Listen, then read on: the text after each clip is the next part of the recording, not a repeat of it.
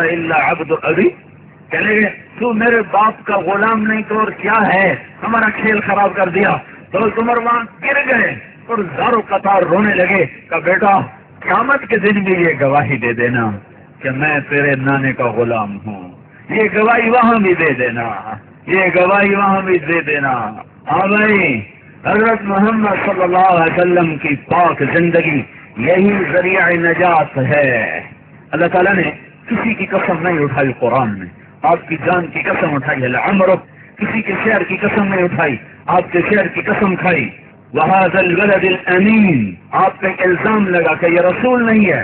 وَيَقُولُ الَّذِينَ كَفَرُوا لَسْتَ مُرْسَلًا، اللہ نے قسم کھا کے کہا یاسین والقرآن الحکیم انک لمن المرسلین، مجھے قسم ہے قرآن حکیم کی یہ میرا رسول ہے.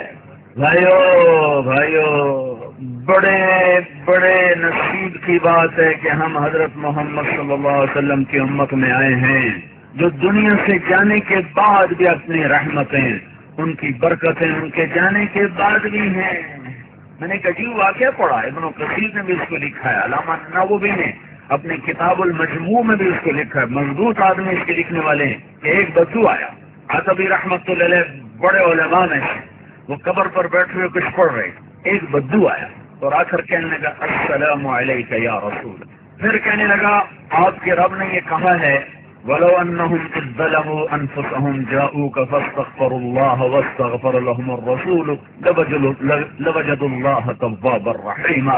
آپ کے رب نے یہ کہا ہے کہ اگر آپ کے امتی اپنے اوپر ظلم کر کے گناہ کر کے آپ کے پاس آ جائیں اور آ کر معافی مانگیں اور توبہ کریں اور آپ بھی ان کی سفارش کریں تو میں انہیں معاف کر دوں گا. تو اے اللہ کے نبی، میں اپنے گناہوں کا بوجھ لے کر آیا ہوں اور آپ کو اللہ کے دربار میں سفارشی بناتا ہوں کہ میرا رب مجھے معاف کر دے. اس کے بعد اس نے 4 شعر پڑھے. ابھی کوئی عمر حج میں جائے تو دیکھنا، روزے کے سامنے کھڑے ہونا، دائیں بائیں 2 ستون ہیں، ان پر 2 شعر اب بھی لکھے ہوئے ہیں. 2 شعر اب بھی لکھے ہوئے ہیں، 2 کتاب میں ہیں. یا خیر من دفنت فی البقاء اعظمہ فطاب من طیبہن القاء والاکم نفس الفداء لقبر انت ساکنہ فیہ العفاف وفیہ الجود والکرم. یہ 2 شعر آپ کو وہاں ملیں گے. 2 اگلے بتا رہا ہوں. انت الشفیع الذی ترجى شفاعتہ على الصراط اذا ما زلت القدم وصاحباك لا انساهما ابدا مني السلام علیکما علیکم ما جرى القلم. یہ 4 شعر اس نے کہے اور روتا ہوا اٹھ کے چلا گیا. کیا کہا؟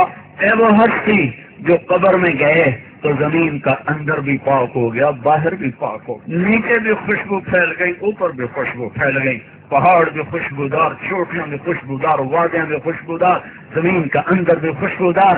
میری جان اس قبر پہ قربان جس میں آپ آرام کر رہے ہیں، آپ کے ساتھ آپ کی سخاوت بھی ہے، مہربانی بھی ہے اور رحمت بھی ہے.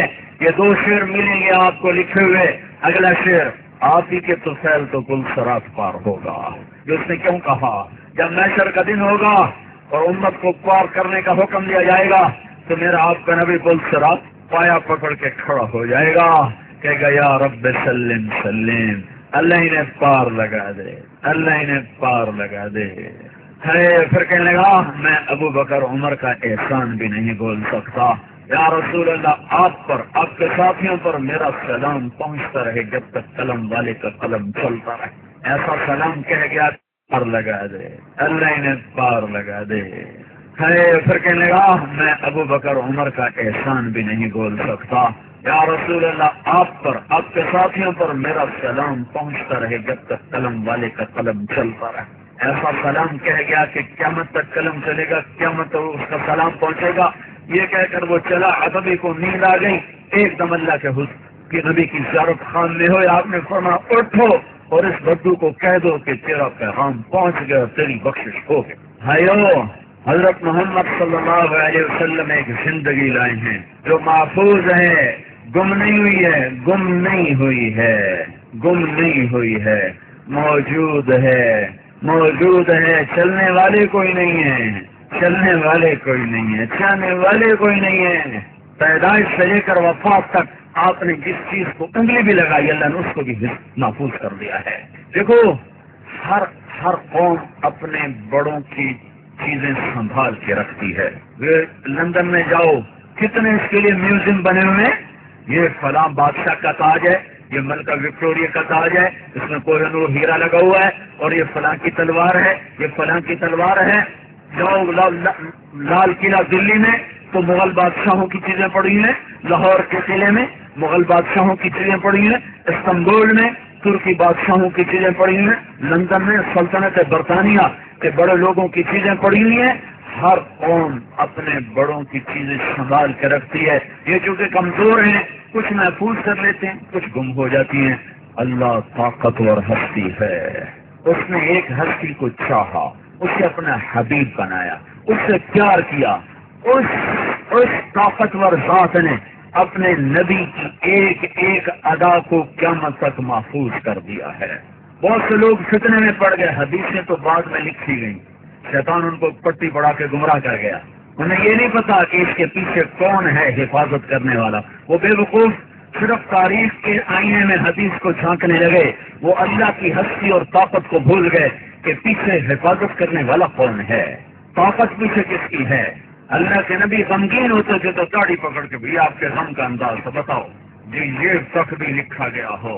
جب آپ غم میں ہوتے تھے تو اس طرح بیٹھتے جیسے میں آپ کے سامنے بیٹھا ہوں, داڑھی پکڑی ہوئی ہے تو تھوڑی تھوڑی دیر سر پر ہاتھ پھیرتے, یوں ہاتھ پھیرتے طرح سے داڑھی پکڑ لیتے. یہ اظہار غم ہے.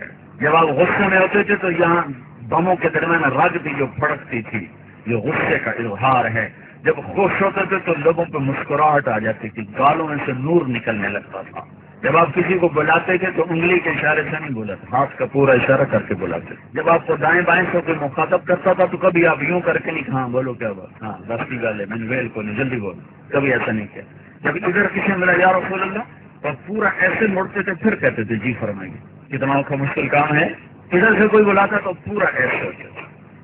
اقبل بوشی, کبھی ایسا نہیں ہوگا یوں کر کے آپ نے کہا ہاں کیا ہوا. کبھی محفل میں پاؤں نہیں پھیلایا, ہمیشہ پاؤں سکیڑ کے بیٹھے. کبھی ممبر سے کسی کا نام لے کے اس کو رسوا نہیں کیا. ہمارے خطیبوں کا کیا طریقہ ہے, ممبر پہ نام لے کے گالیاں دے رہے ہوتے ہیں. یہ میرے اللہ کے محبوب کا طریقہ نہیں ہے.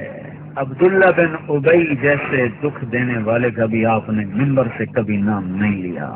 حضرت عائشہ رضی اللہ عنہ کے مسئلہ میں کتنی تکلیف آپ نے اٹھائی, اور سب کو پتا تھا یہ بدبخت ہے, پھیلا رہا ہے, افواہیں پھیلا رہا ہے. یوسف علیہ السلام پہ زلیخا نے الزام لگایا کہ اس نے میرے ساتھ برا کیا ہے, تو ایک بچے نے گواہی دی, شہید شاہد من اہلہا. عبداللہ بن ابی نے حضرت عائشہ رضی اللہ تعالیٰ عنہ پر برائی کا الزام لگایا, اس کی گواہی اللہ نے خود دی. ان الذین جاءوا بالافک عصبۃ منکم, تو ایک موقع پر آپ منبر پر آیا کہ لوگوں, کچھ لوگ مجھے میرے گھر والوں کے بارے میں بہت پریشان, نام نہیں لیا. پر جن پر آپ نے سواری فرمائی, عالیشان سواری فرمائی, گھوڑا ورد گلاب کی طرح خوبصورت تھا. مالدار آدمی اچھی گاڑی رکھے, طریقہ موجود ہے, گنجائش موجود ہے. متوسط آدمی درمیانی گاڑی رکھے تو اونٹ پہ سواری ہے, طریقہ موجود ہے. غریب آدمی پرانی سواری رکھے تو خچر موجود ہے, اور سب سے غریب آدمی سائیکل رکھے تو گدھا موجود ہے. میرے نبی نے گدھے پر بھی سواری فرمائی, خچر پر بھی, اونٹ پر بھی, اونٹنی پر بھی, اور عالی شان خوبصورت گھوڑوں پر بھی. آپ نے اچھا کھانا بھی کھایا, درمیانہ بھی کھایا, فقیروں والا بھی کھایا ہے, اچھا لباس بھی پہنا ہے, درمیانہ بھی پہنا ہے. کبھی میلے کچیلے نظر نہیں آئے, کبھی آپ کے تن پہ, جسم پہ, کپڑے پہ میل نہ ہوتا تھا. پرانا ضرور ہوتا تھا, میل نہیں ہوتا تھا. کبھی ننگے سر نہیں پھرے. ایک دفعہ کپڑا ہی کوئی نہیں تھا تو ننگے سر نماز پڑھائی, یا احرام کی حالت میں ننگے سر ہوئے ہیں, یا ایک مرتبہ ایسا تھا کپڑے ہی کوئی نہیں تو نماز. تو اب پگڑی کہاں سے آتی, ٹوپی کہاں سے آتی, مجبوری میں آ کر نماز پڑھائی ہے.